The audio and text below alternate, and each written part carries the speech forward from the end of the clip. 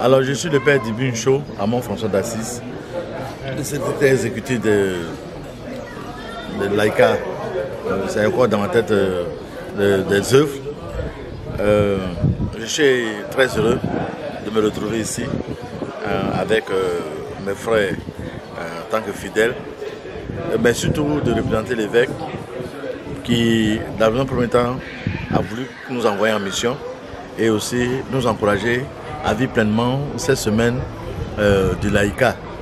Alors, pour l'évêque, il attend beaucoup de nous, de vous, surtout les laïcs, surtout pour cette semaine, pour vraiment essayer de faire connaître le conseil diocésain de l'AICA, qui en réalité n'est pas une nouvelle tendance.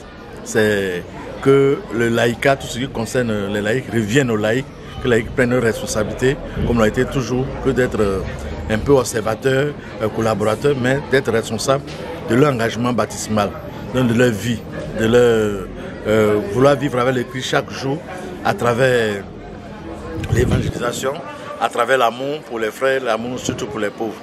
Moi, je pense que nous sommes là, le Père, les Mangles et moi, pour essayer de vous accompagner dans ce champ d'action que l'évêque a tracé pour vous. Nous sommes là pour qu'ensemble marcher, pour que nous puissions nous rappeler de notre mission qui, à la fin des temps, nous permettra, si elle a été bonne cette mission, de pouvoir vivre dans l'amour de Dieu en tant que bon serviteur. Voilà un peu ce que je voudrais dire. Et j'encourage chacun à vraiment s'y imprégner et à vivre pleinement cette semaine à partir du contenu qui est établi. C'est-à-dire que la formation, les activités organisées, les animations, qu'on se dise que c'est ma semaine, ce n'est pas la semaine de quelqu'un d'autre. Parce que si je suis chrétien, c'est là que je dois pouvoir montrer que ma foi puisse montrer des œuvres, donner des œuvres.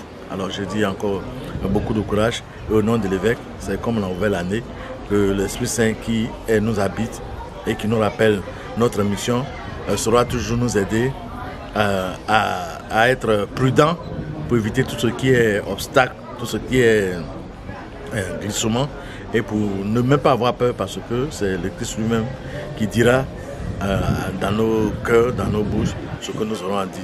C'est lui qui nous aidera à trouver les éléments pour l'annonce de son évangile. Voilà, que son Esprit Saint nous habite.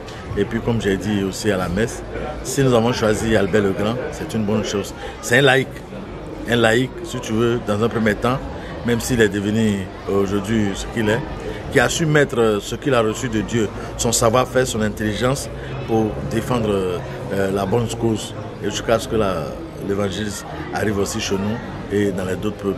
Alors nous pouvons aussi, nous aussi, par nos actes, par nos comportements, par notre conviction, faire en sorte que personne ne soit ignorant de l'évangile, c'est-à-dire le salut que Dieu adresse à chacun de nous. Et je vous remercie.